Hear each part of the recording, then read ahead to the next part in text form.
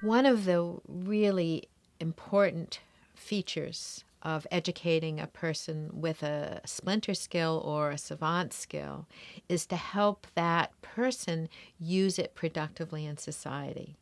And that requires a special matchmaking that needs to occur between looking at what the skill is, what the passion and the interest is, and what kind of career directions can be developed with those passions. For instance, a person who has savant skills in history could become a professor of history. In fact, I would guess a lot of the PhDs in these esoteric subjects at universities may have savant skills and at least a shadow of autism because they have such narrow, extreme knowledge. Um, and I think another important feature is the amount of support the child gets from the family and the school. In the case of Tyler, he clearly has two parents that are very, very encouraging of his interest, and I'm sure will help direct his interests to higher education and to a career that he can be self-sufficient with.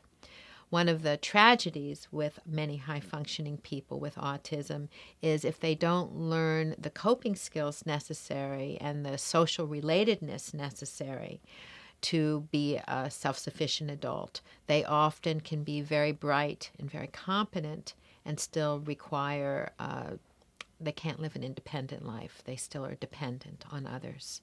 And that's a tragedy.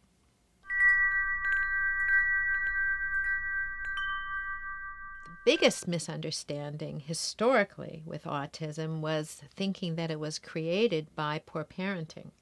And in the 1950s, there was a very famous psychologist named Bruno Bettelheim who had a theory that parents of children with autism were not giving the children the love they needed, and that was creating the withdrawal from human contact. And they even had a horrible term called refrigerator parent, which implied a very cold parent who didn't love their child, and they tried to separate the children from the families. They called it parentectomies, where children would be placed in residential programs so they could be cured of their autism. So that was the first terrible misunderstanding and terrible injustice that I'm aware of that happened with autism. And fortunately, I think uniformly people understand now that parenting styles have very little to do with the child's behavior. They certainly can have minor influences on behavior, but certainly don't cause autism in any way, shape, or form. But often what happens with the parents that I work with is they're in the grocery store with their child, and their child is in sensory overload and is tantruming or is extremely anxious. And the people in the line next to them don't understand that this is a person with autism who is neurologically different, but they think that the parent doesn't have control over their child and is doing something wrong. And I would say that kind of misunderstanding happens a lot. Another place we see misunderstanding is with law enforcement, with first responders. People with Asperger's syndrome are integrated into the community often, but because they do have a lack of social understanding, sometimes their behaviors can be misinterpreted. If they talk about violent themes, it may be suspected that they're going to do something violent.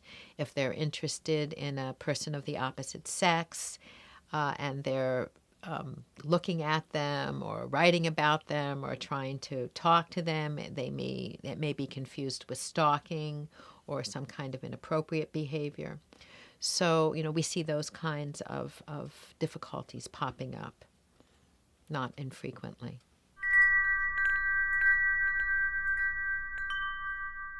Well, one of the good things about the epidemic of autism is almost everybody knows somebody with autism now, and so I think that has really helped demystify autism as a disability in general.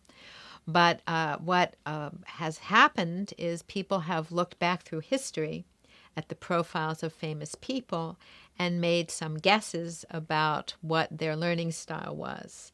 And sometimes, although there's no way to know for sure because there was no diagnostic evaluation given to these individuals, people are making some guesses about who might have had an autism spectrum disorder.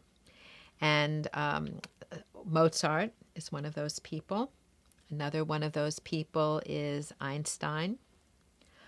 I have heard people say that James Joyce was a person with an autism spectrum disorder. Emily Dickinson, just to give a little time, equal time for a woman. And then I just read the other day that someone thought that Hitler might be a person with autism, and that was a first autistic villain that I've ever heard of. Because typically people with autism are very honest, very straight-shooting people that have very little jealousy, very little vindictive quality. Sometimes it happens because they have lack of social reciprocity, that they're just super honest, because when you lie, you tell a lie to influence another person. And if you're not trying to influence another person, then there's no reason to lie. So some of the side effects are very endearing. So I was a little shocked when I saw Hitler as a person with autism. On the famous side, and unsubstantiated, completely unsubstantiated, is Bill Gates.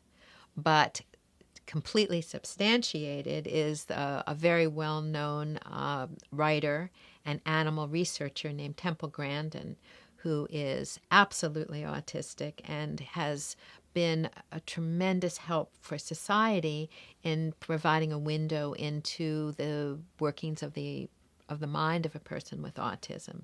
And she's written several books about her learning strengths, her history, and has done a lot of public speaking, and really has created a real understanding, I think, to a large number of people about the differences, and how the differences don't have to be negative. They can be exceptional in positive ways too.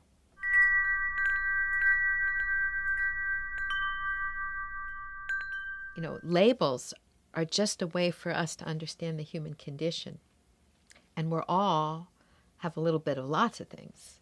And it's when you have a lot of something that you get a label. But, there's people, I like the word shadow. There are people that have shadows, of several different things. I know, some people tend to be a little depressed more than the neurotypical person. They don't have enough depression to be given a disability classification or, considered mentally ill, but they a little more depressed than the average Joe. So, it's, we tend to think about labels as these sort of rigid things, but actually, it's our own human structure that we place on the human condition, and the human condition is a very permeable condition.